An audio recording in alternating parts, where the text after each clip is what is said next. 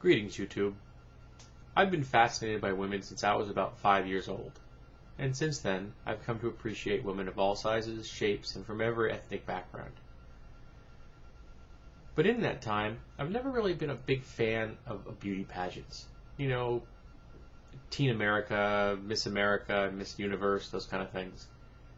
The artificial nature, their ritualistic structure, it just seems to drain away the actual genuine beauty of the women involved, and they just become these caricatures that has just never really appealed to me. Not even back in the days before the internet and you didn't have access to instant porn.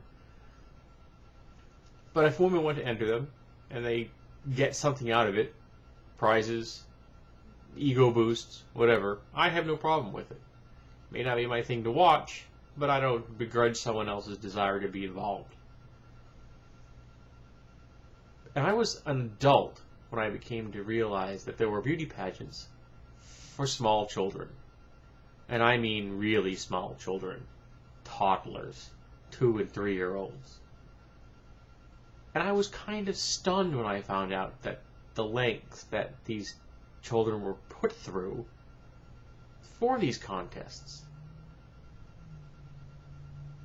America has this twisted fascination with the idea that behind every bush there's a pedophile, just waiting to leap out and kidnap their child and drag them away forever.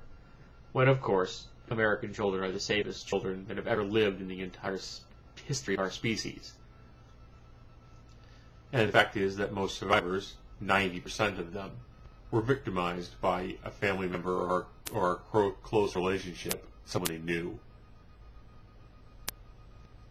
And yet, we take our children, we tart them up with makeup and hairdos and bikinis and other adult clothing, and we parade them in public in front of total strangers in what is literally a pedophile's wet dream. And nobody thinks this is odd. Because these contests, these toddler young girl beauty pageants, are an abomination in the eyes of everything that's holy. They are really twisted. And they teach a very twisted lesson to these children at a very impressionable, vulnerable age. And then, of course, there are the pageant mothers. A group of people, primarily women, of course. I haven't seen many fathers that are involved in this, who are desperately in need of psychotherapy and some maintenance meds, because they seem to feel this need to live vicariously through their own children, while at the same time they debase those little angels.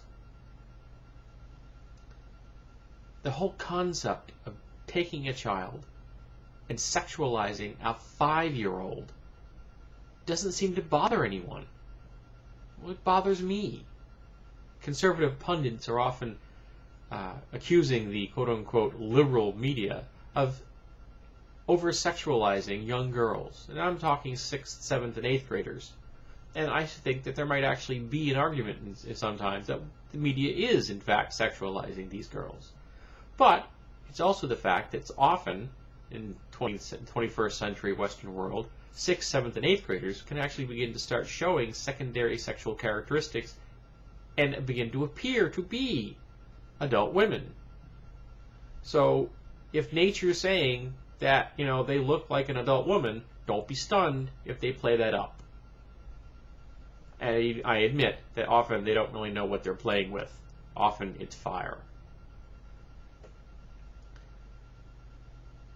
But these pageants are sexualizing toddlers.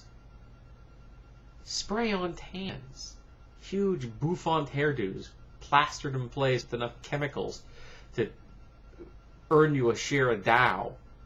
It's just stunning what we do to these children, these girls. And then we force them into these competitions.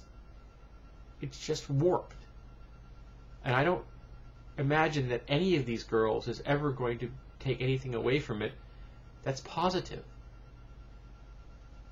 And yet we keep doing it. And now, of course, we're broadcasting it over the television. A television show known as Toddlers and Tiara is advertised on TV. I won't watch it, but I know of it. And it warps, that warped view of the world just disgusts me. Because these women will tell you that they love their daughters, even though they tart them up and they parade them around like a $2 whore. Yay, way to go, American family values.